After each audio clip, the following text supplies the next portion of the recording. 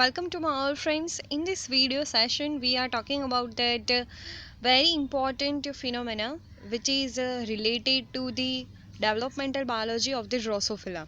Okay, so in this video session, we are discussing one such a important experiment which is tell us importance of the bicoid mRNA. Okay, so we know about that. Drosophila development. Okay, so bicoid mRNA, which is very important for the formation of the head. Okay, but if the bicoid mRNA is absent in the mutant species, what happens, we are looking in this video lecture.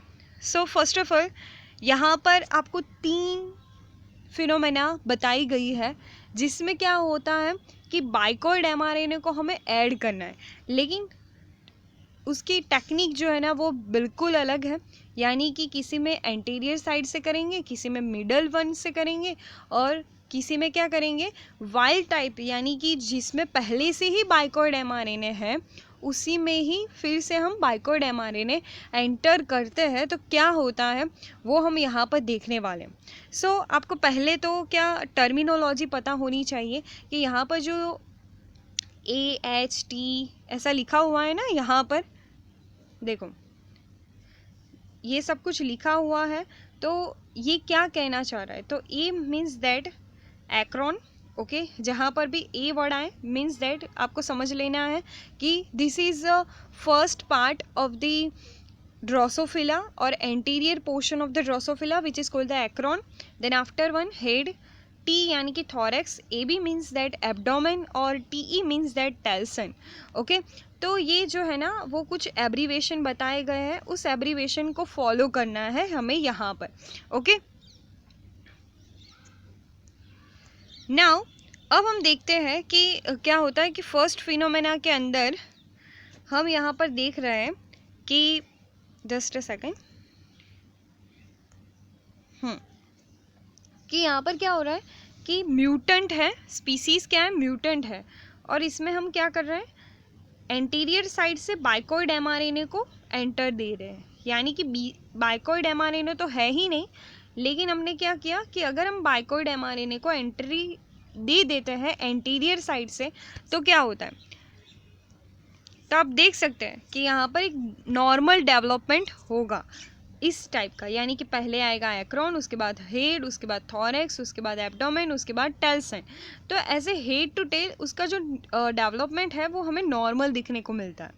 Okay, तो ये तो एक अच्छा case हो गया। Okay, अब हम आगे बढ़ते हैं हमारे सेकंड केस की तरफ।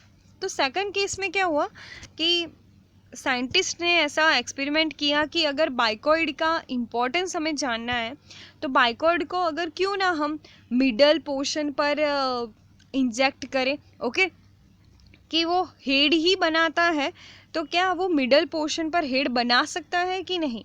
तो ऐसा एक्सपेरिमेंट उन्होंने किया और वो सफल हो चुके हैं कि उन्होंने क्या किया कि मिडल पोर्शन पर बाइकॉइड एमआरएनए को जैसे ही वो इंजेक्ट करते हैं तो आप देख सकते हैं कि यहाँ पर क्या हो रहा है, मिडल साइड पर हेड आया है, उसके दोनों के आसपास क्या है, थॉरेक्स है, देन आफ्टर एब्डोमेन बहुत ही छोटा है, और देन आफ्टर दोनों साइड पर टेल्सन है। ओके, तो यहाँ पर एक्रोन एब्सेंट हो चुका है, एक्रोन इज एब्सेंट। ओके, और हेड जो है ना वो मिडल पोर्शन पर ग्रो हुआ है। तो this is a second case. Okay, अब नाउ थर्ड में क्या होता है, थर्ड में हमने म्यूटेंट वैरायटी नहीं ली, थर्ड में उन्होंने क्या किया, वाइल्ड टाइप ली, यानी कि जो नॉर्मल है जिसमें सभी एमआरएनए प्रेजेंट है, सभी जीन्स प्रेजेंट है, वैसी उन्होंने ड्रोसोफिला ली। और उन्होंने क्या किया कि पोस्टीरियर साइड पर बाइकॉइड एमआरएनए को इंजेक्ट किया, और तब वो देखते हैं कि क्या दिखने को मिलता है। कि जब उन्होंने देखा कि पोस्टीरियर साइड पर अगर हम बाइकॉइड एमआरएनए को इंजेक्ट करेंगे तो यहाँ पर आप देख सकते हैं कि देखो वाइल्ड टाइप है, यानी कि पहले से ही उसमें क्या होगा, बाइकॉइड एमआरएनए एंटीरियर साइड पर तो होगा ही, इसीलिए हेड जो है ना वो एंटीरियर साइड पर ही होगा।